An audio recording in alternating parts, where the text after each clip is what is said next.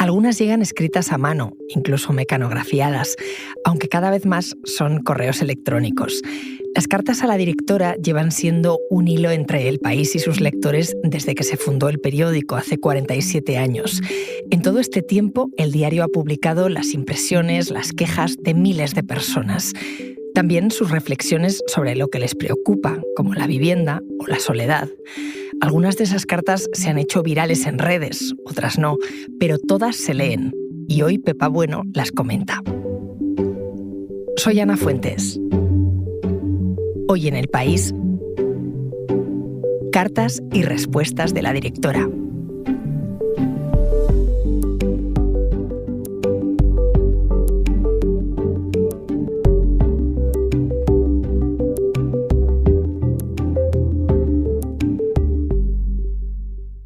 José Nicolás es uno de mis compañeros de la sección de opinión del periódico que se encarga de los contenidos digitales. Hola, José. ¿Qué tal? ¿Cómo estás? José, ¿cuántas cartas han escrito a la directora los lectores en este año que acaba de terminar? Pues es difícil saberlo, porque cada día nos llegan entre 40 y 50 cartas. Fácilmente superarán las 15.000. 15.000. ¿Y cuántas hemos publicado de esas? Calculando pues unas 1.450, 1.500 cartas. Claro, eso muestra que hay un proceso de selección grande y de edición. ¿Quién decide? Pues lo decidimos en el departamento de opinión, ayudados primero por las secretarias de la directora, donde tanto mi compañera Carla Mastia como yo nos encargamos de seleccionarlas, editarlas, cortarlas, a veces incluso ampliarlas un poquito para que se entiendan perfectamente para web y para el papel. ¿Es un género de opinión en sí mismo la carta? Se puede decir, no lo sé exactamente, pero se puede decir que es una mezcla entre el género de opinión y de participación de los lectores. The Times ha llevado cartas a su portada, New York Times tiene un gran buzón de cartas, son lectores muy buenos, son muy críticos con el periódico, que no es profesional, pero hay muchos profesionales. Para el periódico, para nosotros, ha habido temas periodísticos muy importantes este año. La guerra de Ucrania, la masacre que está ocurriendo en Gaza, las elecciones. ¿Tú dirías que suele haber sintonía entre lo que publicamos y lo que escriben esos lectores y lectoras que están al otro lado? Sí, sin duda. ¿Qué destacarías que le ha preocupado especialmente a los lectores y a las lectoras en 2023? Pues hay muchas opiniones, sobre todo por la actividad política del momento. Muchas críticas a la crispación que ha habido en el Congreso, en las calles, pero no solo. Ellos están viendo cada día las noticias de la guerra en Gaza, de lo que está pasando en Ucrania. También se habla mucho de sociedad, de medio ambiente, de la brecha digital que sufren los mayores a la hora de ir al banco, a la hora de conseguir una cita en la administración pública, de la desigualdad social que hay en España, de cómo vivimos. Hola, soy Michael Veloso y os escribo desde Pontevedra. Érase una vez un mundo donde reinaban el individualismo y el egocentrismo en todas las esferas de la vida. En nuestras relaciones personales, lo actual es imponer lo que somos con esta advertencia. O lo aceptas o lo dejas, sin medias tintas. En lo político pasa lo mismo. Quiero esto y lo tendré cueste lo que cueste. En ambos ejemplos nadie se para un instante a pensar en las consecuencias de sus actos que pueden herir moralmente o físicamente al otro. Así que quizás cuando aprendamos a ver, escuchar y sentir de verdad, puede que logremos entendernos como seres humanos. Y cuando llegue el día en que entienda que lo que te pasa a ti nos pasa a todos, ese día mereceremos el título de ser humano. El año pasado, en un episodio de este podcast de Hoy en El País, hablé con nuestro compañero Antonio Jiménez Barca, que me contaba cómo en 2005 una carta no solo se convirtió en noticia, sino que acuñó un término. Yo leí una carta en la sección de cartas al director que se titulaba Soy mileurista. Propuse ese tema y hicimos el reportaje, que tuvo muchísima repercusión, recuerdo. Puse como título La generación mileurista, pero los jefes que estaban entonces editándolo me dijeron que no, que ese título era malo porque mileurista era una palabra que no iba a triunfar. Y vaya, se triunfó, que lo tenemos en la RAE. ¿Esto pasa muchas veces, José? ¿Las cartas marcan agenda? Sí, los lectores del País son muy buenos. A veces nos envían cartas que tienen un sí desde la primera línea porque las percibimos y decimos esto es un tema. Y en cuanto las publicamos, como pasó con Jiménez Barca, nos llaman compañeros de otras secciones porque quieren hacer una entrevista o incluir al lector como fuente en un reportaje. Hay cartas que nos llegan profundamente a todos, que se hacen virales. Y, por ejemplo, recuerdo una muy especial que nos llegó en octubre de 2021. La mandó Ana Seguí Buenaventura y hablaba de su padre, fallecido por coronavirus meses atrás, y era un fiel lector del País. Ahora, cuando nos juntamos a comer con mamá, buscamos el crucigrama y lo hacemos entre todos. Vamos respondiendo, encontrando las palabras. Era tu ritual y ya es el nuestro, para estar contigo cada día. Te debemos la vida y ahora también la fiesta que querías por tu muerte. Nada más lejos de la realidad. Ni abrazos, ni visitas, ni borrachera recordándote y cantándote. Seguimos simplemente dibujándote, escribiéndote. Difícil despedida. Ya te queríamos, padre. Ahora muchos te añoramos demasiado. A Francisco Javier Seguí de la Riva. Tu hija Pachapa. Y esto fue lo que nos contó Ana, que participó en este episodio leyendo su carta. Y le dediqué esta carta a mi padre. Y un poco homenaje, ya que no escribimos esquelas ni... Y fue muy precipitado y no avisamos tampoco a la gente, ¿no?, de su partida. Y me pareció la manera de dejarlo escrito y que la gente pudiera acceder, ¿no?, a despedirse de él conmigo y con nosotros. Ahora seguimos charlando, José. Enseguida volvemos. Porque escuchas Hoy en el País y siempre tienes ganas de más, recuerda que los sábados y los domingos tienes nuevos episodios gracias a la colaboración de Podimo y El País Audio.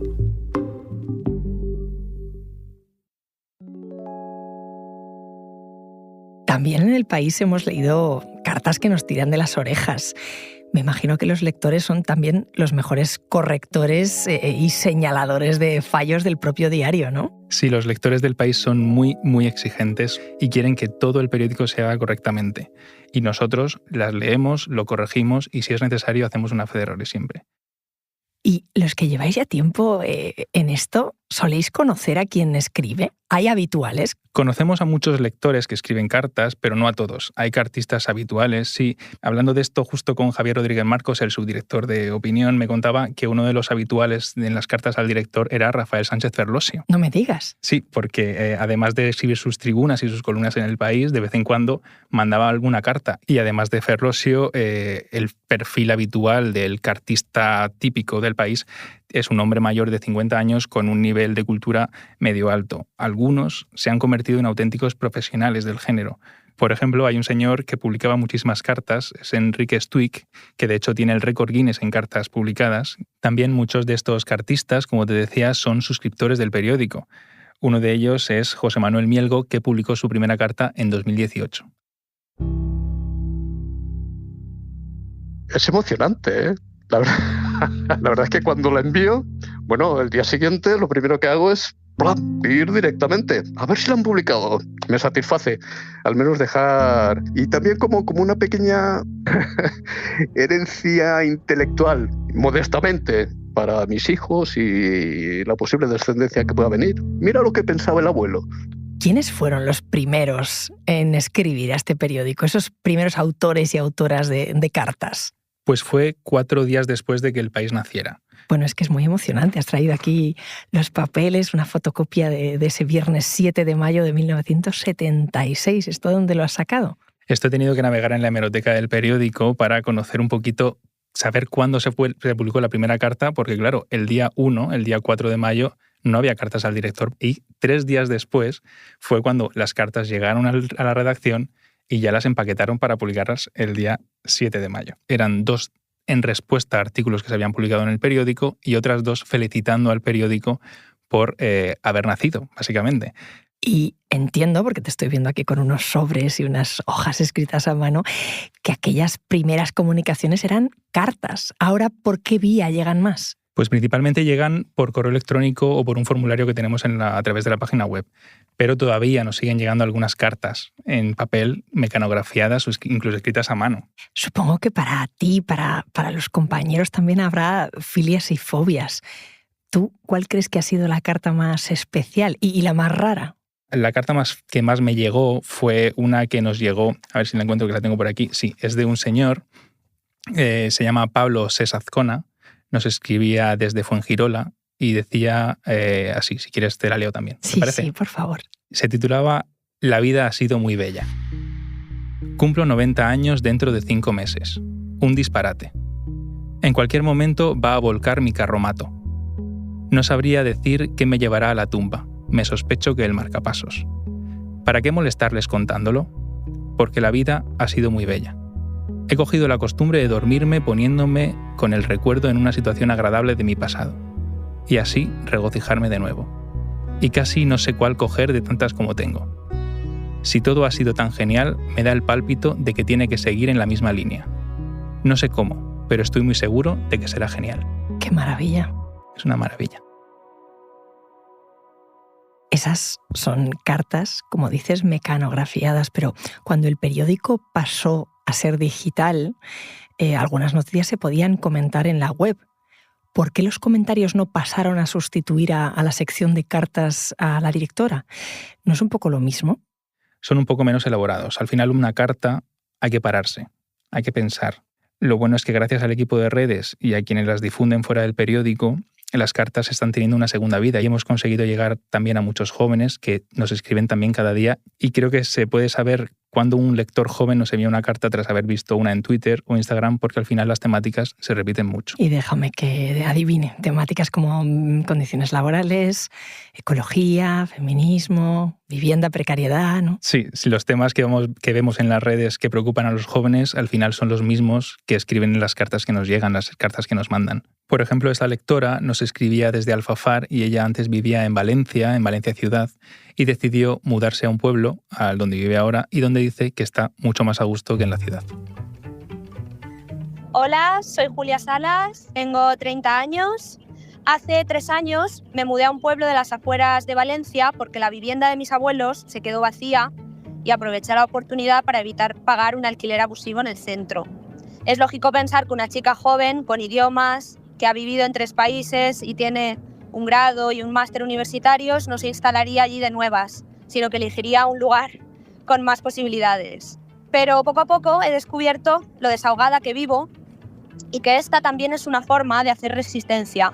Sí, quizá yo sea algo insólito, pero también estoy conociendo a gente cuya existencia o forma de vida desconocía hasta ahora. Espero que algún día todos estos lugares ignotos no se compongan solo de gente que lleva aquí toda la vida o que ha caído aquí por casualidad, sino también de gente que, como yo, ya no encuentra motivos suficientes para vivir donde quiera hacerlo todo el mundo. Me imagino que para ti, además también por la cara, ¿no?, que te veo a leer esas cartas, es un placer leerlas sin tener que responderlas, ¿no? Pues hoy lo vamos a hacer, precisamente vamos a contestar con la directora, con Pepa Bueno. Gracias, José, por contarme todos estos detalles. Muchas gracias, Ana. Hola, Pepa. Hola, Ana. ¿Tú te lees las cartas todas? Me leo muchas y me encanta leer a los lectores. ¿Tienes alguna favorita? Muchas. Esto que me haces es terrible, ¿eh? Porque elegir una entre todas, pero hay una que llegó este mes de agosto y que además yo estaba de vacaciones, o sea que la pude leer tranquilamente, de María Abad Algarra, de Aspe, en Alicante, que me pareció que resumía todas las virtudes de las cartas a la directora de este periódico. Se titulaba Espejos en los que mirarse. ¿Te la leo? Sí. 20 de agosto. Importante. Cuando era pequeña, jugaba al fútbol en campos de tierra. Me apuntaba a torneos con los chicos de mi clase y era la única chica que elegía jugar con mis compañeros al fútbol en el tiempo libre de las actividades extraescolares. Iba a todos los sitios con mis botas de tacos, por si me cruzaba con un balón por el camino y podía pasarme horas dándole pases a una pared. Imagino que muchas chicas se sentirían identificadas. Sin embargo, sin referentes, ni amigas con las que compartir el fútbol, ni equipos femeninos de mi edad en el pueblo, guardé las botas, guardé los balones en una caja y con ellos el placer que me aportaba practicar ese deporte.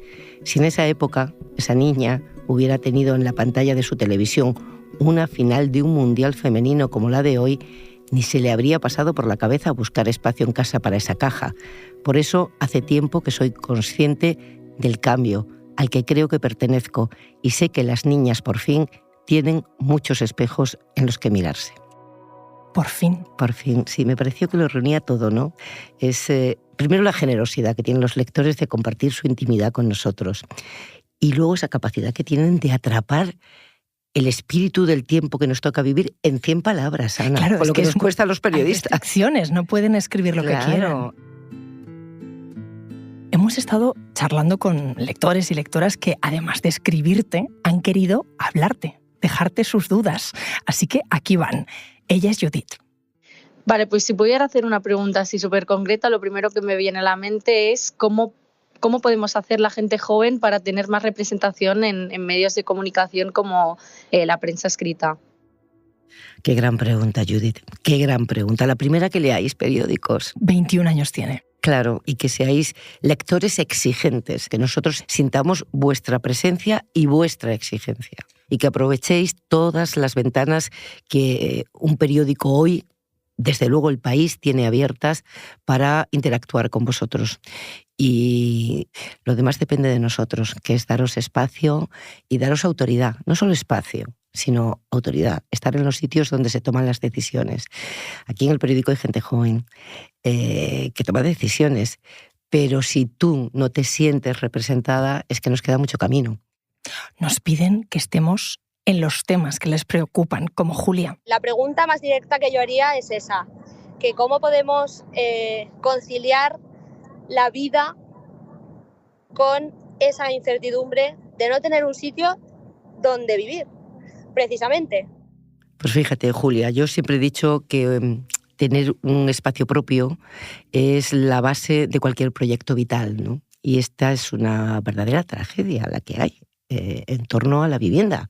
Cuando hablamos de la vivienda, de la incertidumbre que genera, no es tanto el tema de la propiedad o el alquiler, la metodología, ¿no? Por la que accedes a un espacio propio. Es la base de desarrollo de cualquier proyecto vital. ¿El dónde me meto? El dónde me meto para empezar a desarrollar una vida propia, ¿no?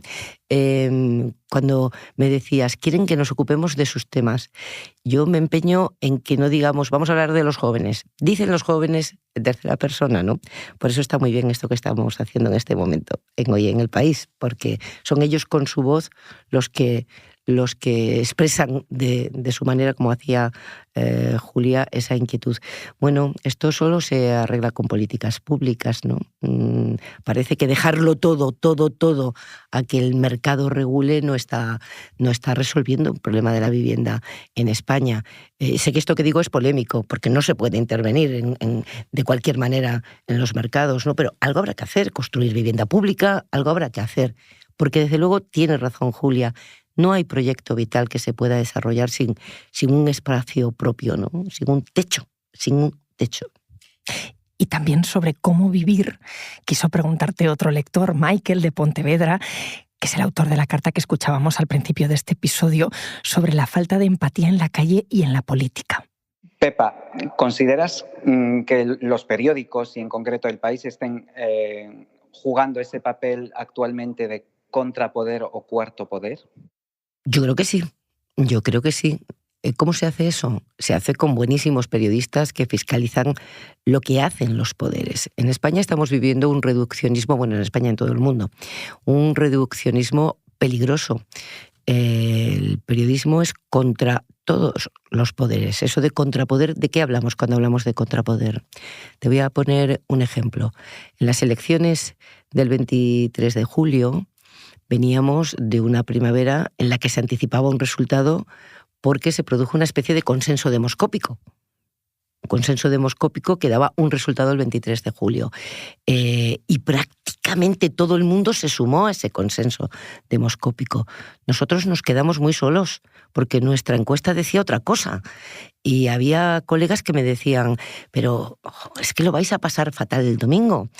Lo vais a pasar fatal, porque ¿qué explicación le vas a dar a tus lectores cuando el domingo diga que no habéis acertado ni de lejos? Y a uno de estos colegas le llamé el domingo por la noche y le dije, nos hemos quedado solos con la verdad.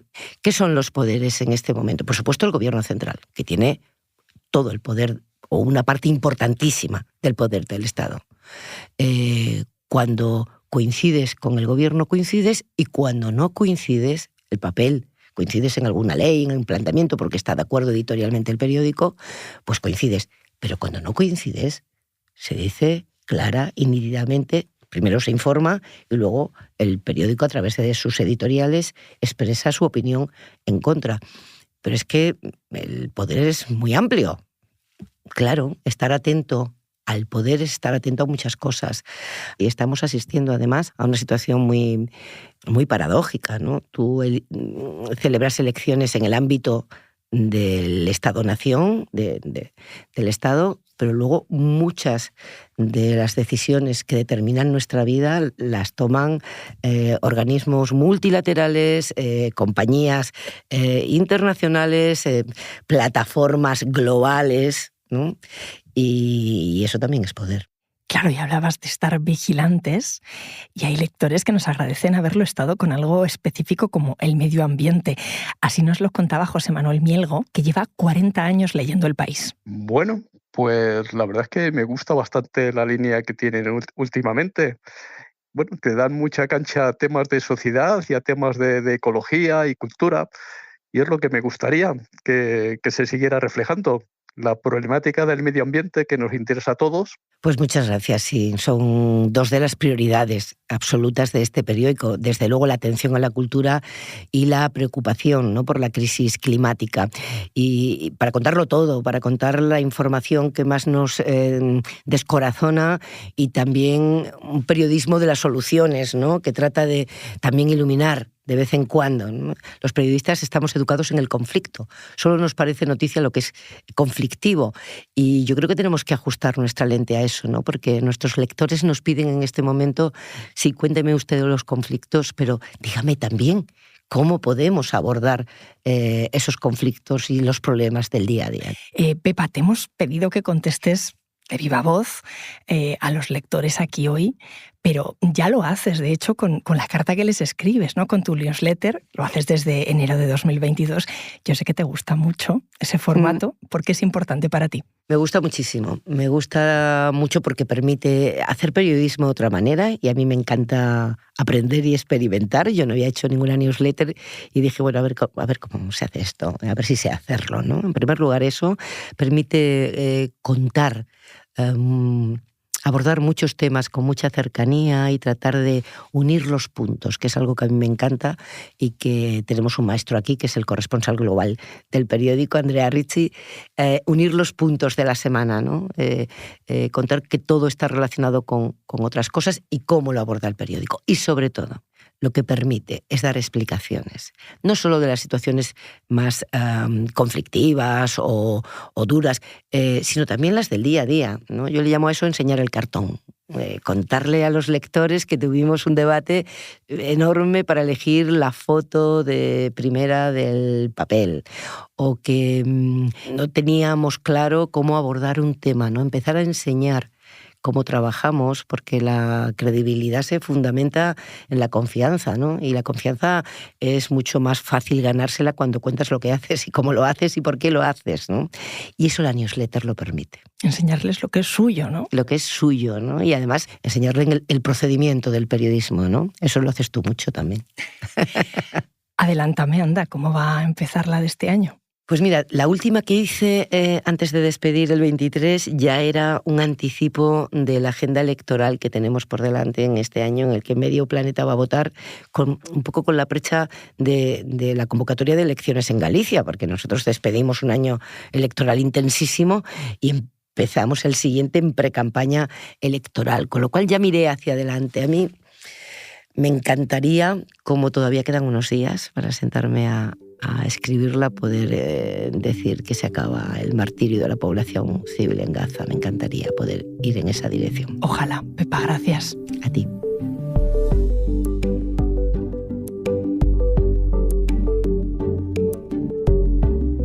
Este episodio lo ha realizado Marta Curiel. La grabación en estudio es de Nicolás Chabertidis. El diseño de Nacho Taboada.